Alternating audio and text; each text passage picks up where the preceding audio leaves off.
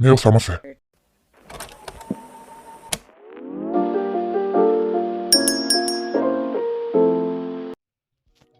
Hello guys, good morning and welcome to another day in our life here in Canada.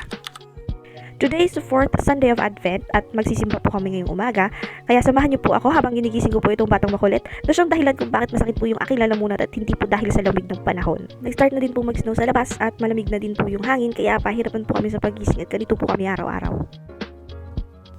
At syempre, eto against the light. Pasensya na po sa vlogging skills natin, hindi pa po tayo masyadong marunong. Then, papakainin muna natin ng breakfast saka ng kanin yung anak natin kasi hindi pa po tayo Canadian, kaya hindi pa po tayo sanay na hindi kumakain ng breakfast. Usually 12 noon na mass yung sinisimbahan namin pero dahil maaga tayong nagising ngayon kaya 10:30. At eto papunta na po kami ng church niya. As you can see, nag-start na nga pong mag-snow sa labas at medyo manipis pa po yan. May ikakapal pa po yan next week. Ito nga din po yung isa sa mga dahilan kung bakit tinatamad ka pong lumabas kasi pag lalabas ka, kailangan kompleto lahat ng suot mo. Bonnet, face cover, scarf, heat tech na makapal na long sleeves, makapal na jacket, makapal na pants, makapal na medyas, tsaka boots. At gloves. May isa ka lang po na makalimutan dyan pagsisisihan mo talaga pag nilamig ka. And welcome to St. Benedict Parish, Milton, Ontario. Catholic Church po ito na malapit sa amin. Dito po kami nagsisimba every Sunday.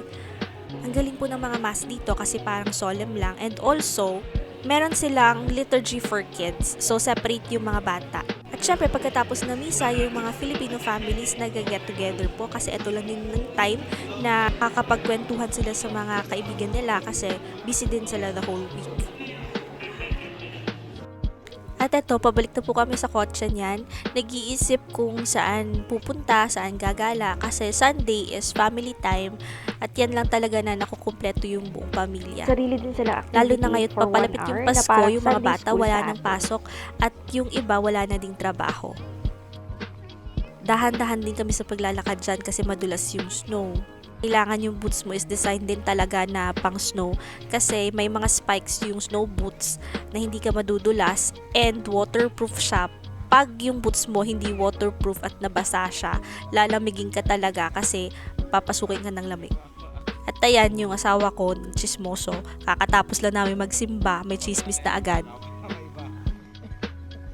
At yun nga sa mga pupunta dito, kung bibili kayo ng boots tsaka ng gloves sa Shopee, dito na po kayo bumili kasi hindi po kaya ng nipis ng boots tsaka ng gloves yung lamig dito.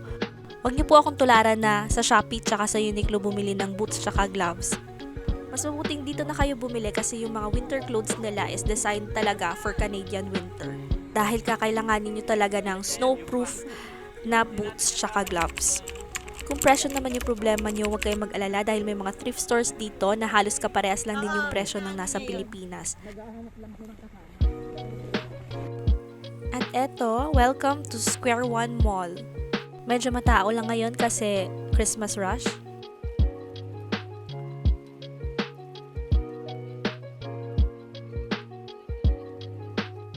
At syempre, may mga pa-free taste. Chocolate hazelnut po yung pinamimigay niyang free taste dyan. At nag-enjoy po talaga ako sa nakuha ko bumalik pa. Di po natin pinalagpas yan.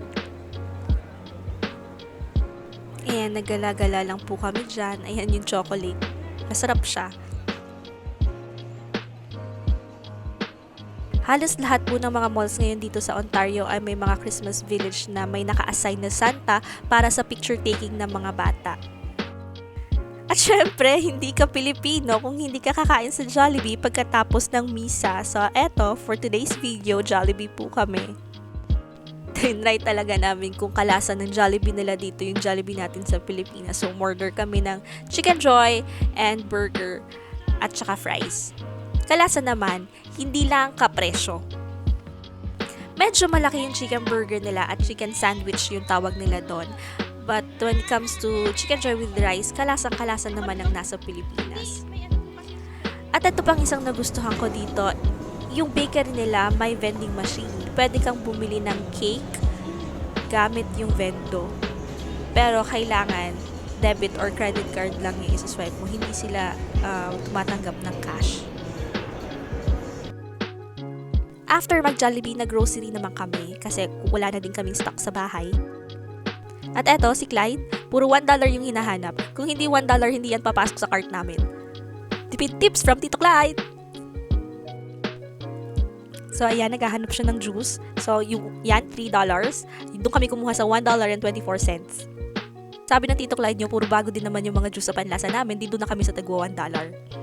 At ito pa yung sa nagustuhan ko, yung mga dips nila tsaka yung mga salsa, magkakatabi na.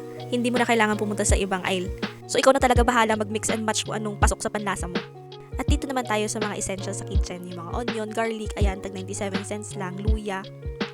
At ito talagang natuwa ako dun sa ampalaya nila kasi parang mas maraming kulubot.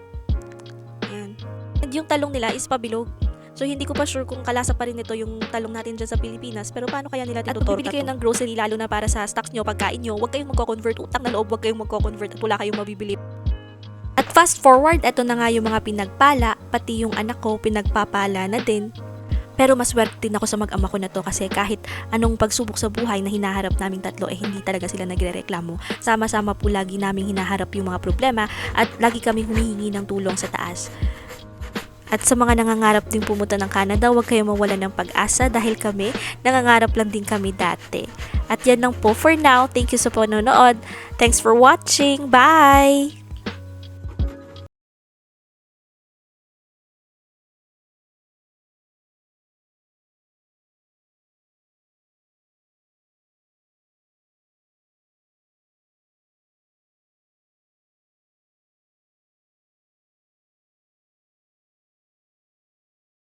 So, sa mga nanonood po ngayon na nangangarap din pumunta dito, wag po kayong mag-alala at sign na po ito na matutupad po yung mga pangarap nyo makapunta dito. So, that's all for now. Thanks for watching. Bye!